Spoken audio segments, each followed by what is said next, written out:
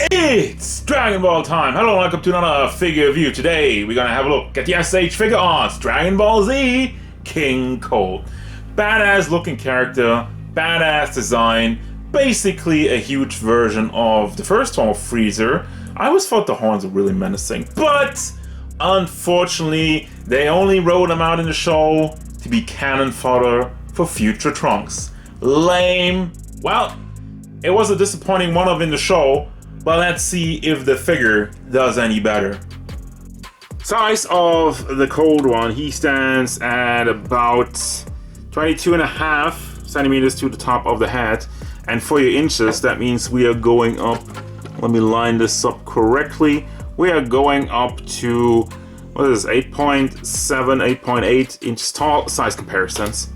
Here's Jolter, the Figuarts Son Goku, Future Trunks, Final Form Cooler, Second Form Freezer, Mecha Freezer, and Darkseid. Overall, look and detail. There's some good, there's some bad. But first and foremost, yes, as you can tell, he's big. And I'm like, is this the biggest Figuarts, you know, next to the Great Ozaru and the Purunga and the Shenron figure? I think like this is one of the more regular characters that has like a huge size, and I love it. However, you can always debate. I don't think he's like big enough, but as it is, it fits well into your collection, and they really made an effort to make this guy as huge as possible. So aesthetically looking, I like the look overall. Does have a little bit of a big head, if you ask me. Other than that, paint. Well,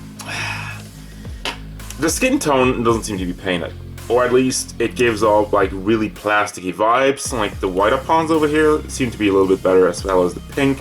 We have a nice and shiny armor, which I like. You know, you have like the matte finish on like the old armor, but he's like kingcold, so he needs to have like a little bit more of a fancy armor. So I like that. And then the face sculpt.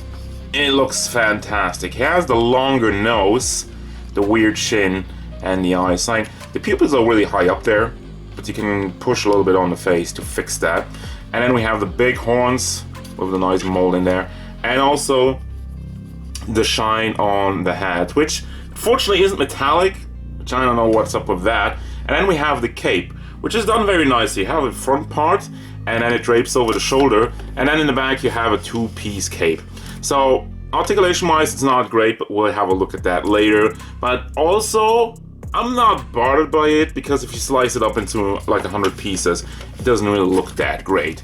And then we have the big, muscly chest, and the big arms, like huge arms. Look at them gains, boy. Overall, and then we move down to the tail, which is segmented into, well, you have the front piece, which is connected to his ass, and then we have the other two ones, which I don't know about that. It doesn't look great. I mean, this part at least is hidden by the cape, so that's fine. But, you know, added articulation, okay, but sacrificing the look for it, I'm not the biggest fan. We have the crotch piece, and he also has a bulge in there. Ladies, he's, I don't know, is he single? We've never seen a Mrs. Cold. And then the thighs.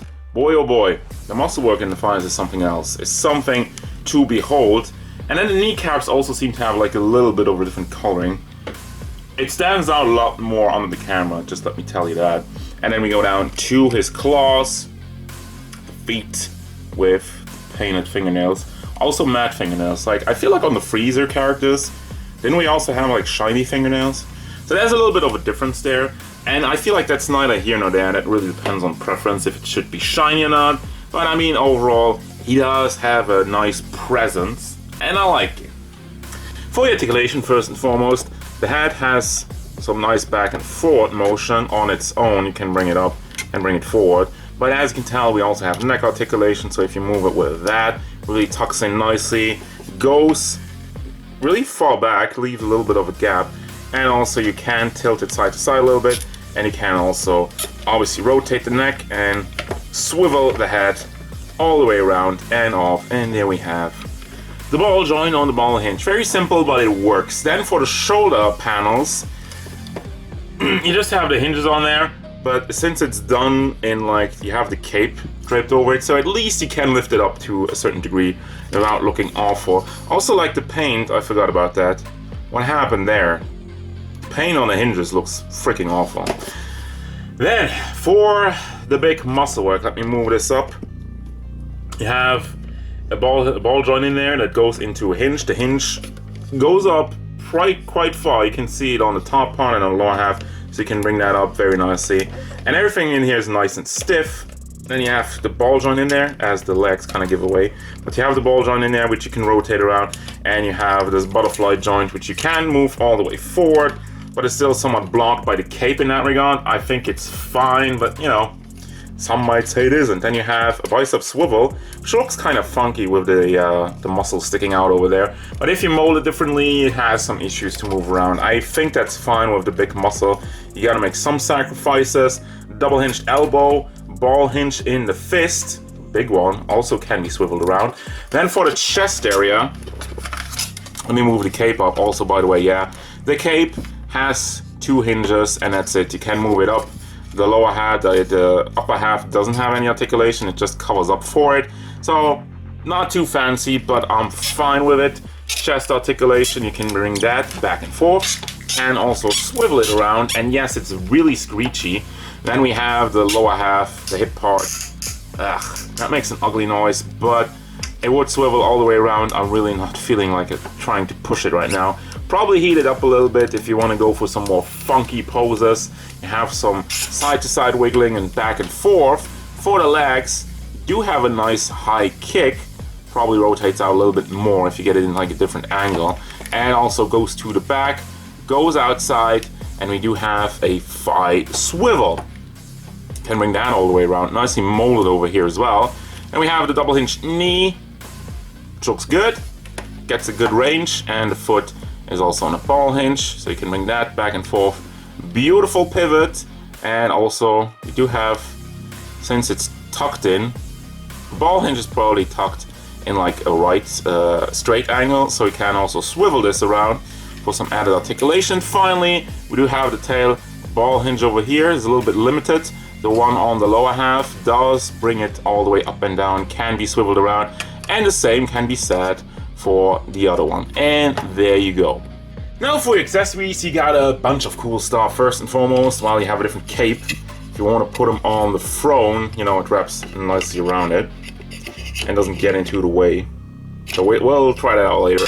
Then we have a crossed arms accessory, which is not easy to get on there, but I always like it. Also, there's some, oh yeah, by the way, there's some weird color spots. Oh, this one doesn't go away.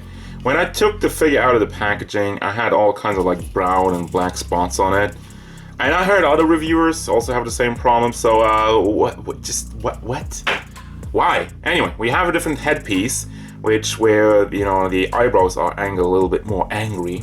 For the angry yelling faces, speaking of the faces, on the left we have the gritting teeth face and also a kind of smirk looking to the side. These look weird without the head on it. And then we have the angry yelling face as he swings his sword at Trunks, only to get annihilated. Here's the sword, by the way, which again is really confusing. So, I mean, it fits with the figure, and I guess that was the idea. Let me angle this a little bit. It fits in his hand. It looks good on him. However, in the story, in the manga anime, he takes the sword from Trunks, and I got like a random Trunks figure, and yet that's not... I mean, he could technically hold it. The handle is pretty big, but it will work, but... yeah, that's not the right size. But I guess, for the sake of the figure, they just decided probably to make it bigger. Because like a small dinky sword on this big, huge muscle man wouldn't have looked good. So then we have the hands. We got hands to hold on to the sword, both sides. We have these two kind of posing hands and open grabbing hands. And finally we do have the throne. I like the throne because I kind of remember the Shao Kahn throne. Anybody remember that review? Where, I mean, his throne was like a squishy dog toy. This thing has some nice heft to it. It looks good, and I can't wait to sit him on there. So let's get into it. Now here it is, the finished product. Actually getting him in there is not too shabby, not really that hard. I feel like the cape doesn't really wrap around it as much as I like to. it really kind of fights me all the time. Maybe heating it up so it snuggles in a lot better. Maybe I got him more on this side. I mean, overall, it has a great look, and I think that's like the most important part, the most important aspect of it. So I like the throne. It takes up too much space, so I'm probably not gonna use it, but hey, I really like the idea, and I really like the accessory. Also, yeah, obviously take off the tail. There you go. Final thoughts. I like this figure. He's big, he's bulky, he looks great with some, you know, minor issues here and there. The articulation works well, everything is nice and tight. However, getting some poses can be kind of frustrating, especially getting the crossed arms on there, or I put in the sword in like a good pose, it kind of pops in and out. And also, while I was moving him around, you can see his chest armor broke apart. Now, that's an easy fix, I just glue it back together, but here's the big kicker. At the price point, this is a premium Bandai release, which will set you back around 150 bucks. Depending on where you get it, could be a little less. Still, it is a hefty price, although I do believe the whole package that you're getting for it, since you get like the big throne and a bunch of cool accessories, for me it's worth it, but I really would have liked to have some more Payne on there, and you know, not have it break. So I will recommend this, but also recommend heating it up before moving him around too much, and being very careful not to have anything else break off. And yeah, I mean, generally speaking, it's a good figure, but it could have been better. But still, it is a fairly unique piece, so I will recommend it. That's gonna do it, guys. As usual, thank you very much for watching. Don't forget, if you enjoyed this review, hit it up with a like, and subscribe to the channel so you can stay tuned for more figure reviews, card game stuff, and whatever King Cold wants.